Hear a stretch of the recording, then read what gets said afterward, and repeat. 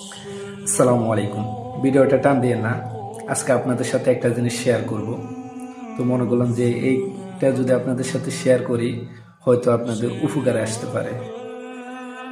আজকে আমাকে দোকানদার 20 টাকার একটা নোট দিছে। তো নোটটা দেওয়ার পরে আমি একটা লেখা দেখতে পেলাম। দেখা যায় কিনা দেখেন। হ্যাঁ, হয়তো দেখা যায়। এখানে লেখা আছে আই লাভ ইউ রিয়াজ যোগ রিয়া। হয়তো কোনো একটা ছেলে লিখছে বা কোনো একটা মেয়ে লিখছে, তার প্রেমিকার নাম বা ভালোবাসার নাম হতে পারে। তো দেখেন কতটুকু ভালোবাসা হলে তাহলে এই টাকার উপরে নিজের প্রিয় মানুষের নামটা লিখে রাখছে, আবার উপরে দিয়ে লাভ একটা এঁকে দিছে। তো এটা দেখে একটা জিনিস মনে হলো যে ভালোবাসাটা কিরকম ছিল।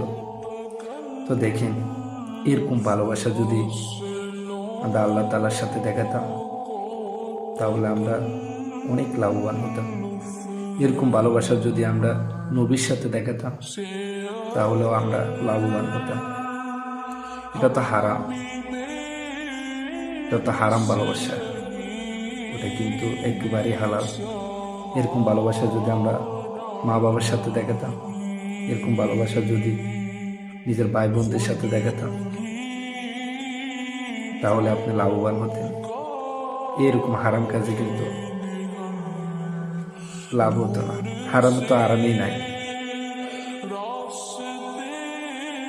আল্লাহ তাআলা আমাদের সকল ভাই বোনদেরকে বোঝার তৌফিক দান করুক। যারা এরকম হারাম কাজে লিপ্ত আছে, তাদেরকে হারাম কাজ থেকে বিরত থাকার তৌফিক দান করুক। আশা করি আমার কথাটা বুঝতে পারছেন।